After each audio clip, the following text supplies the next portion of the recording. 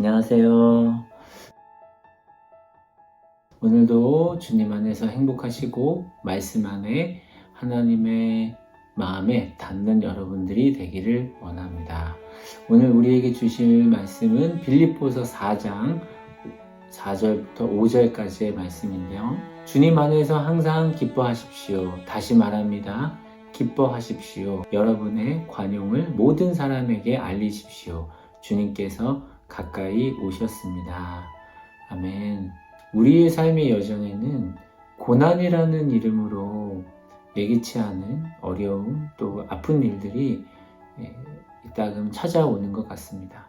그것이 크고 작은 모양으로 우리의 삶에 찾아올 때 우리는 어떤 방법으로 또 어떠한 모습으로 또 어떠한 대처로 그것들을 맞이하며 살아가고 있는지 오늘 사도 바울이 빌립보 교회에 전하는 메시지를 통하여서 묵상하며 알 수 있을 것 같습니다.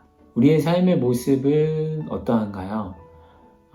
이따금 푸른 초장과 같은 은혜의 자리에 거하기도 하고 실만한 물가처럼 말씀과 또 찬양과 기도 속에서 평안함을 누리기도 합니다.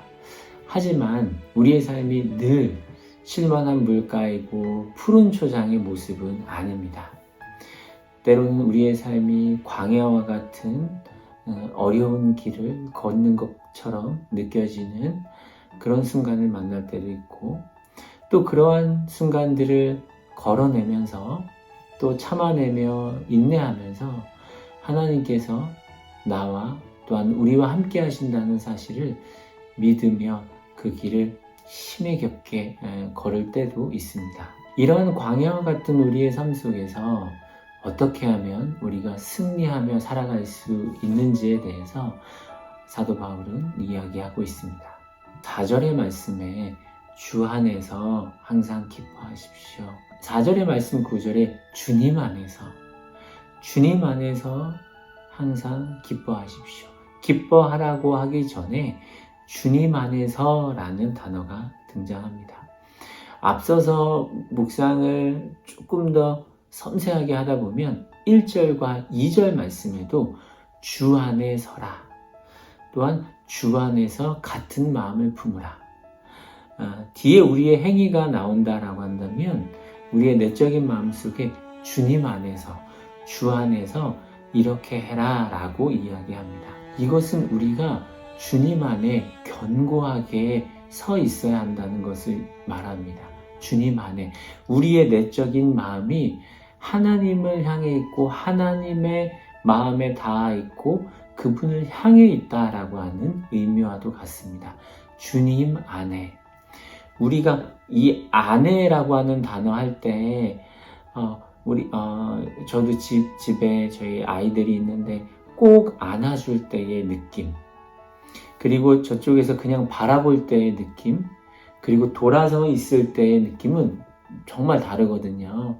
근데 내 안에 품고 있을 때의 그 느낌은 매우 포근하고 안정감을 가져다 줍니다.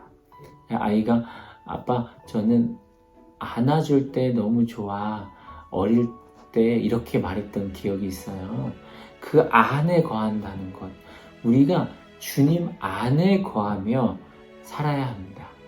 그 안에 거할 때, 주님 안에 거할 때 우리에게 찾아오는 고난과 아픔들 그리고 뜻하지 않은 일들을 우리가 잘 견뎌낼 수 있고 그 안에서도 어떻게 해요? 그 어려움과 아픔 속에서도 기뻐할 수 있다는, 주 안에서 기뻐하라. 주 안에 서라.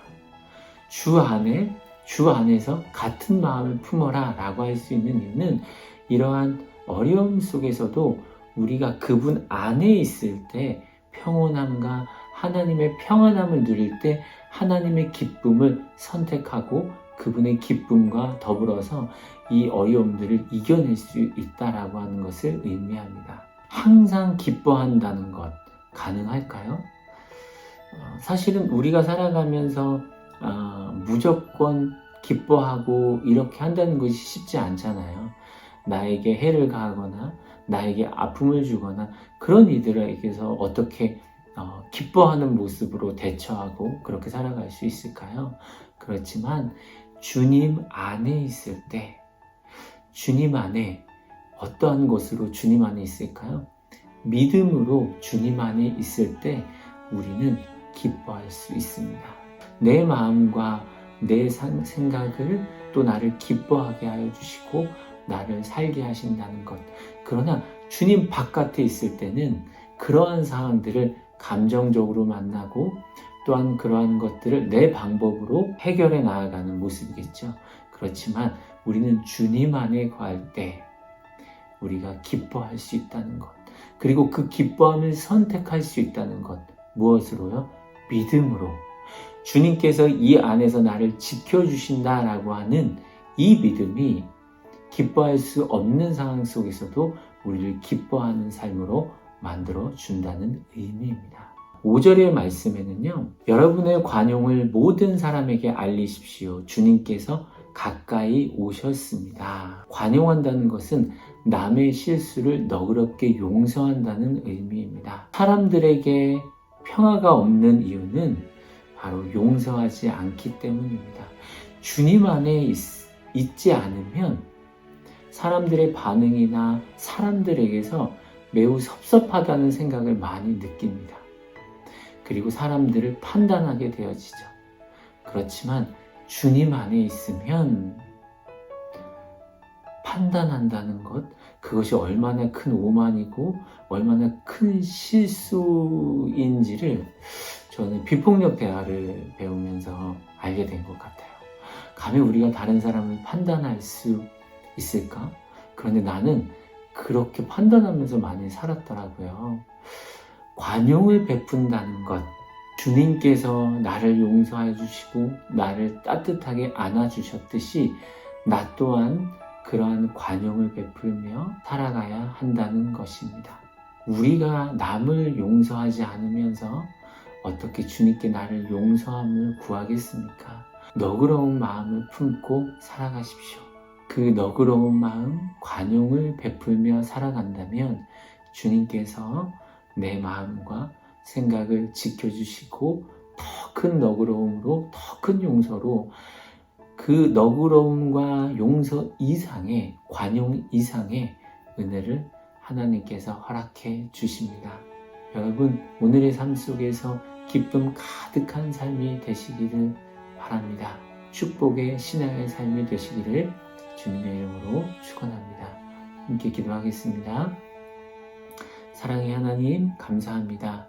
내가 주님 안에 있어야 할 이유를 알게 하여 주시고 주님 안에 있으며 기뻐할 수 있는 마음, 그 기쁨도 하나님께서 주신다는 사실, 그리고 주님께서 나를 용서하여 주시고 관용의 마음으로 따뜻하게 품어주셨듯 오늘 내가 살아가며 따뜻한 마음으로 또 용서하며 관용의 마음으로 그렇게 살아갈 때 하나님께서 주시는 은혜를 경험하며 오늘도 주님 안에서 행복한 삶을 살아갈 수 있도록 인도하옵소서. 예수님의 이름으로 기도합니다.